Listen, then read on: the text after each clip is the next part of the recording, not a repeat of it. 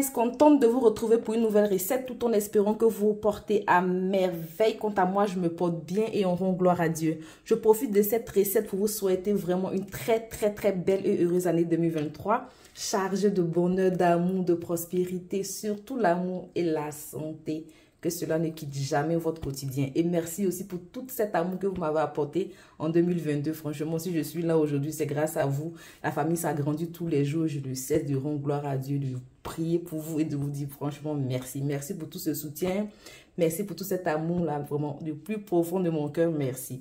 2023, on est ensemble. On fera de belles et de grandes choses ensemble. Il y a plein de projets à venir.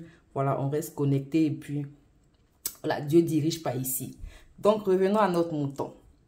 Pour commencer cette délicieuse recette, je vais d'abord commencer par découper ma viande. Donc, pendant que je fais ceci, si vous n'êtes pas encore abonné, c'est le moment de le faire, de cliquer sur la cloche de notification pour ne rien rater de mes nouveaux délices. Et let's go! Ma viande bien découpée ainsi, j'ai rajouté par-dessus une demi-cuillère à café de poudre de poivre noir moulu. Je vais aussi rajouter une bonne partie de mon ail râpé. Je vais aussi rajouter mon gingembre ainsi que feuilles de laurier. Et je vais rajouter l'oignon. Un petit oignon violet que j'ai découpé en petits morceaux ainsi.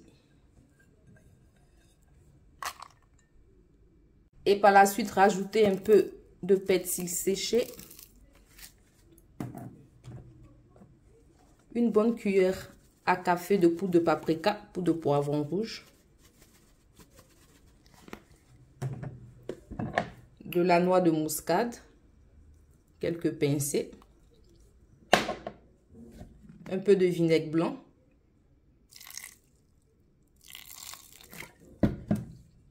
ainsi que le jus d'un demi-citron que je vais presser à l'intérieur.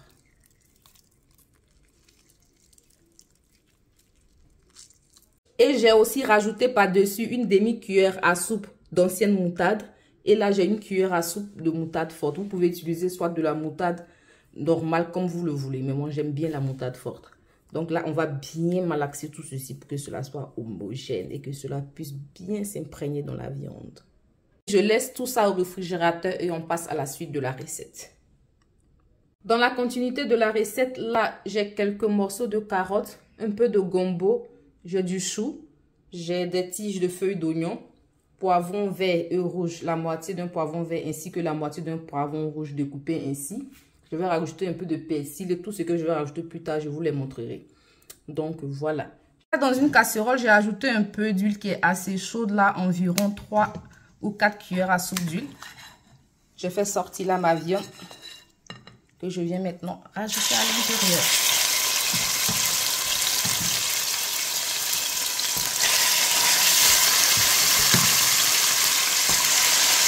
Et 2 minutes après ébullition, je suis venue rajouter la quantité de sel souhaité et un cube Maggi poulet.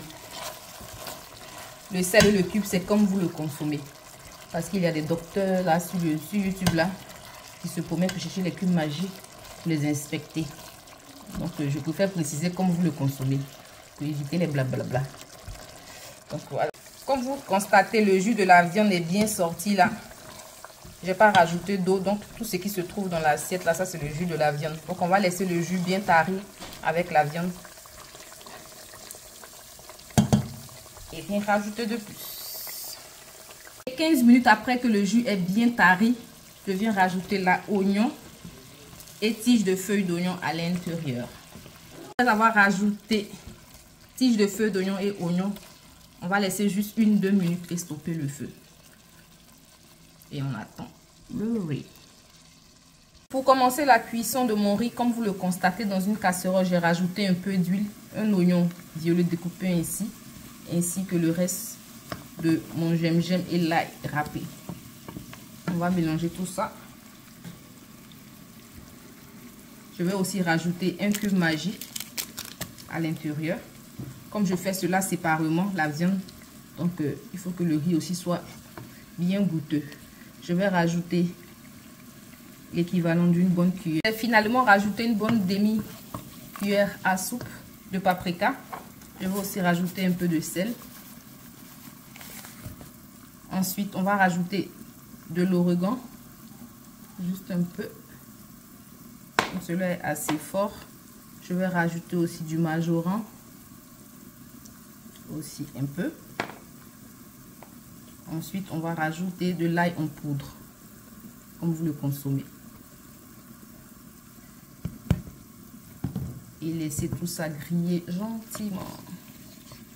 Après avoir laissé ceci griller pendant 3 à 4 minutes, je viens là rajouter une bonne cuillère à soupe de tomate pâte. Pour en rajouter plus si vous voulez que le riz soit un peu plus bien rouge. Et puis laisser gentiment griller. 4-5 minutes après avoir ajouté la tomate pâte, là j'ai râpé 2 tomates que je viens aussi rajouter à mon mélange.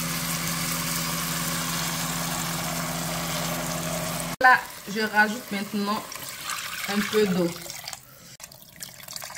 Voilà, je vais rajouter la quantité d'eau juste pour faire cuire mes légumes.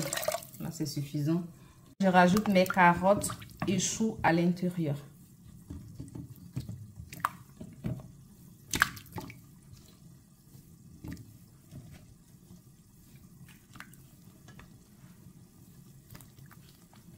Que tout ça cuit gentiment, je passe là à la préparation de mon riz. Pour mon riz, je viens de le laver. Là, j'ai 1 kg de riz bien lavé. Il y a un peu d'eau en bas, comme vous le constatez. Là, ça tombe bien. J'ai besoin de cette eau-là. Désolée. Et là, je vais venir ajouter un peu d'arôme magique. Voilà. On va bien arroser le riz avec. Et ensuite, bien mélanger tout ceci.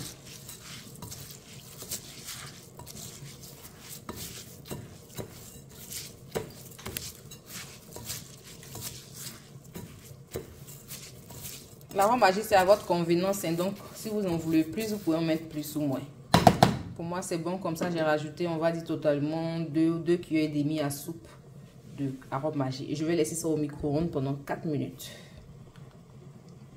Après 25 minutes, mes carottes et mes choux sont ready, sont prêts pour moi. Je viens là maintenant retirer tout ceci. Et là, je viens maintenant renverser mon riz à l'intérieur.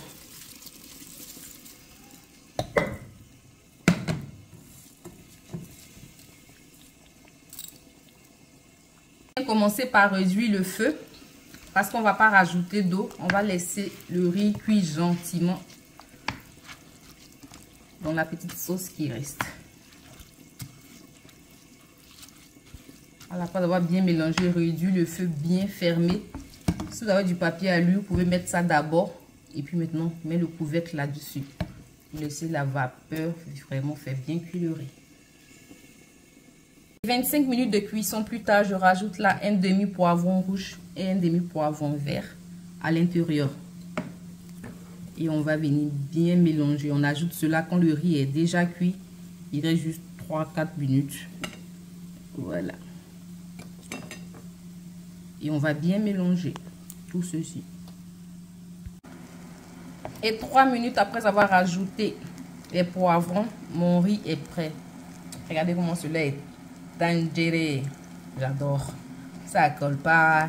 Il est trop bon. Facile à faire. Pas trop cher. Même pas cher sauf la viande. Voilà.